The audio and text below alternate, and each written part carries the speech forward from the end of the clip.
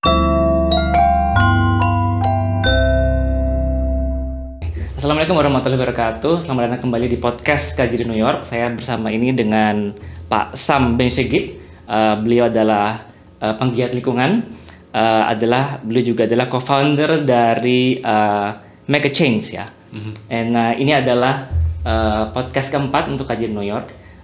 Beliau sekarang berada di New York dan akan ke Bali dalam waktu dekat.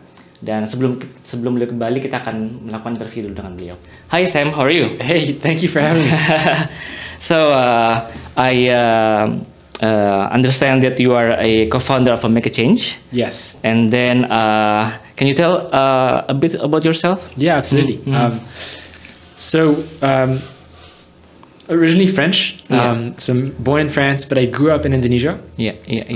I moved to Bali when I was 7 years old, with my parents and with my two siblings, and together we saw plastic pollution on the beaches very, very early, at a very early stage. So, when I was 12 years old, the beaches in Bali were already covered in plastic. So we decided at the time to organize beach cleanups every weekend, and we started a movement called Make a Change Bali. What inspires you to... That exactly inspired me to do more. And at the time, it was really just the beach cleanup movement.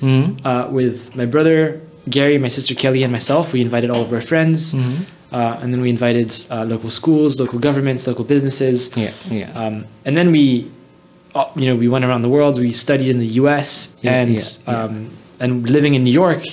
We wanted to continue doing media, and we wanted to continue. Nice. And so we changed to Make a Change World. And so Make a Change World is now a media company.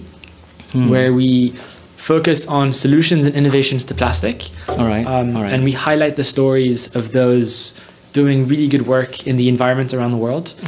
And we go on expeditions to raise awareness about plastic pollution. So, we've kayaked down very polluted rivers. We've sailed around the ocean to analyze how much plastic is in the ocean. And most recently, we're now cleaning rivers in Bali, so we're back to cleaning. But this time in rivers where so much of our plastic comes from. What's your plan in Bali? With what we're doing in Bali? Yeah. So we, back in 2012 when we started Make a Change Bali, our beaches were completely covered in plastic. But when you look at where that plastic is coming from, it actually comes from rivers. It comes from land-based sources, and it comes from a lack of waste management at the source. And so when you look at the numbers, 80% of plastic in the ocean comes from just 1,000 rivers. And so what we're doing in Bali is we're focusing on that, and we're trying to close the tap. So we're trying to stop the source of the pollution by implementing these really simple barriers in the rivers. So it's essentially like, a barrier. For plastic and everything. And it catches all the plastic, and then we have a team that collects all of that plastic every day. We currently have 70 barriers in 70 rivers in Bali. And we've collected... you collected in all of those rivers? So we have a full team of 35 staff. Who every day, every morning, they go out and they collect the plastic. They bring it back to our gudang, where we sort it, we wash it, and then we shred it to then have that plastic that is in the river that would have ended up in the ocean. Find a way to recycle that. So you also do the recycling thing. We're starting to. So this project is only 9 months old. So it's really amazing to see that the speed at which we've been able to grow. And build 70 barriers. But, we're now faced with 400,000 pounds of plastic sitting in our gudang. And we're like, what do we do with all of this? And obviously the purpose was to turn this trash into gold. Not gold, but into something valuable. And so now we're doing a lot of research and development as to what we can do with with this material and how can we turn that into a valuable product. So you partnered with the corporations, with the government, Balinese government, I guess. So right now, actually, cooperation that you have. We are, the way that we're growing and the way that we're funding these barriers is actually through private sponsorships. So anybody can adopt a river, and that's the model that we're offering. So, Tukat Badung, which is the biggest river in Bali, for example, you can, or the consulate of the general consulate of Indonesia in New York can adopt a river. Okay. So you put our names. So you have your logo on the barrier, and every month we send you a report. Okay. How much plastic? The barrier filtered. Exactly, and then we actually go the extra step of taking every single piece of plastic. Okay. And taking a photo and doing a brand audit. So we actually are able to analyze what brands are contributing to the pollution. So right now, Danon Aqua is the number one polluters of our rivers. Wings is the number two. Yeah. And so that, enables us to then approach these big corporations and say, guys, we're collecting X amount of plastic in our rivers of your plastic. Okay. So honestly, in a way, shame them, but shame them in a way that makes them help us, grow. Okay. What was their reaction when you approached them? Very interesting. So we just started. Sungai Watch is 9 months old, and it's really my brother. My brother is on the grounds, boots in the water every day, cleaning rivers, and so it's really recent. But already, it's become pretty impressive to the point where we're catching so much plastic. Okay. And so when we have approached Danon in the past, they have really responded well, in the sense that they're not like mad, but more so they're really curious to know how they can help. Okay. And which is a great thing. I think in a way they realize that the plastic is obviously a bad material for our planet, and in a way plastic is a design failure. Because it doesn't disintegrate and it doesn't biodegrade. Okay. So they realize that, but it's their business. So obviously they could find alternatives to plastic, but in a way they see and hear us and they say, okay, well, we want to help. Please let us know how we can help. And so we're, still very much in that conversation. What's the biggest challenge about this plastic pollution? Is it more of the government issue or the opinion of the people? I would say it's definitely multifaceted.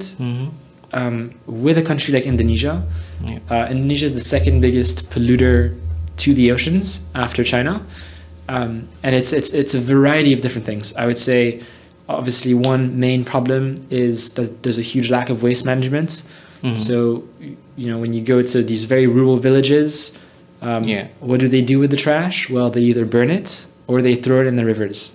And no one comes and collects the trash like we have here in New York. We have curbside recycling, we have curbside pickup. It gets brought to a place where it gets sorted, and then it goes to the landfill. In Indonesia, it's very much like still something that's not really being done at the scale that it needs to be, or it goes to the landfill. Which are open air. And so with the wind, the plastic can go into the rivers. So it's complicated. So I think the lack of waste management is a huge one. And people have started to tackle that. And so there's definitely, some like trying to make a circular economy is a good one, telling local communities that if they bring the plastic to a certain place, people will pay them per kilo of plastic, so that person or that group can recycle the plastic. And then I would say another big issue in Indonesia is that everything is packaged in plastic, and because almost everything, and because people don't make a lot of money, you can buy the big shampoo bottle, or you can buy the small shampoo bottle, and obviously everyone will buy the small shampoo bottle because it costs less. But if you buy 20 small shampoo bottles, which is the same as one big shampoo bottle, that's a lot more plastic. And so Indonesians will use a lot more plastic than a big shampoo bottle because that's the only thing they can afford. And then when you look at like the Indomie and like all of like the packaged food, that's multi-layered sachets, like all the sachets, like the tea and the coffee, and sachet for everything. We have sachets for everything, I think. For everything. And you can't recycle that. True. And so that's a really difficult problem, is so much of the plastic in Indonesia is multi-layered, which means it's not just like a PET plastic water bottle that you can put in a shredder and easily recyclable. You can recycle sachets, but it's just a lot more difficult. It requires a lot more complicated machinery. And so I would say those two things, and then there's the culture. Indonesians, back in the 60s would use banana leaves to wrap everything in, and they would throw that in the river because it's natural, it's a leaf. And so when plastic arrived to Indonesia, in the 60s, 70s, they got the plastic sachets and it was reflex, to throw in the river. Okay, yeah. And so that's like a culture shift that needs to change. Education obviously is a big one. So it's a very multifaceted issue. But with the, if we see here that the land waste technologies, land waste processing that we have here in the US or in Europe, do you think that can be applied in Indonesia, or is it going to be very expensive? Well, it's going to be expensive either way. I definitely think that it's possible. It's definitely possible, but I would say that it's the whole system that needs to change, and it needs to be a systemic change. But it's definitely possible. I think we just need to get the right people involved, the right investors, and really also do a lot of work in education, or a lot of work in awareness. Because it's not just creating a landfill and then it solves the issue. River pollution is still very much present, and it's also a huge country. There's 17,000 islands. True. So how do you manage 17,000 islands? It's a lot of work. So that's a big problem. Do you think that the pandemic, the COVID-19 pandemic, it reduced the consumption of plastic everywhere in the world, or it doesn't matter? No, I think the pandemic showed how much we rely on plastic. The main problem with the pandemic at the beginning was that obviously there's an amazing switch, I think, in the past few years where people started reusing reusable items, reusable bottles, like as simple as this. Or like a reusable coffee mug or reusable takeaway container. But with COVID, you couldn't touch what someone else touched. So you would use single-use disposable items like plastic. Oh, so I think it definitely increased the use of plastic. And then also, like the masks, the single-use plastic masks, that was a significant problem. So it definitely took a step back in terms of the plastic fight. Okay. But it also showed how much we rely on plastic, which I think is an eye-opening, thing in itself. It showed us how much we rely on it and how much we can't live without it, which is unfortunate. But that's definitely something that needs to change. I saw a report about you here. This man ran 4,800 kilometers across mountains, deserts, and cities to raise awareness of marine pollution. So, what inspires you to do this, and what's the backstory of you running through from coast to coast of the US? I think that sometimes we need to do crazy things to get people's attention, and I think the crazier the feat, the more people will listen to you. Okay. And that's really a philosophy that I like to live by, is no idea is crazy enough to protect our planet. And so this idea came about because I was thinking to myself, what is the craziest thing I can do here in the US to raise as much awareness, to make as much noise, and reach as many people as possible? And I thought, if I can run from New York to Los Angeles and along the way speak to people, then maybe they will listen to me. So how long did you run for, and how many pair of shoes did you use? So I ran for 191 days. 191 days. I was running 6 days a week. 6 days a week. So 6 marathons a week. Okay. And that translates to around 4 to 6 hours a day of running. And then after the run, I would go speak to a school, or I'd go speak to a local mayor or a politician. And so it was a really packed day, but But like I said, I think this is an amazing way of starting the conversation. If I were just to go to the middle of Kansas, and obviously I can speak to a school and I can speak to a politician, but I think they are more likely to listen if I come in with, I ran from New York. Do you want to speak to me about plastic pollution? It's obviously not like that, but that was really the purpose of it, to turn heads and to inspire people that no idea is crazy enough, and that also show people that if you start with the first step, I wasn't a big runner before this run, but I still managed to run from New York to LA. And so, did you plan thoroughly or just kind of random act? No. I definitely planned it. I didn't just wake up one day and was like, I'm running to LA today. No? Okay. I definitely planned it, but it's still, I wasn't a big runner. I wasn't a professional runner. I had never run a marathon before. And so the fact that I could show people that that you can really do anything if you put your mind to it, was my way of saying we can fight against plastic pollution. We can solve this issue if we start. We just need to start.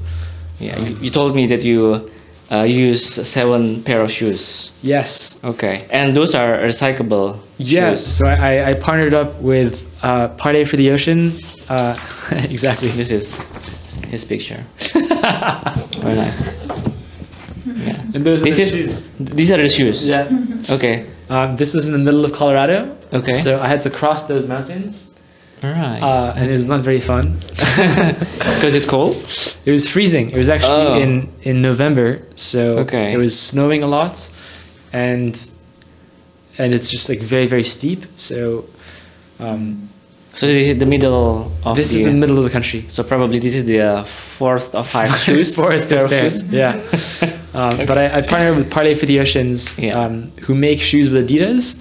And Party for the Oceans, similar to what we do in Indonesia, they collect plastic, an ocean-bound plastic, and they turn it into a filament or a thread, and they make shoes out of it with Adidas.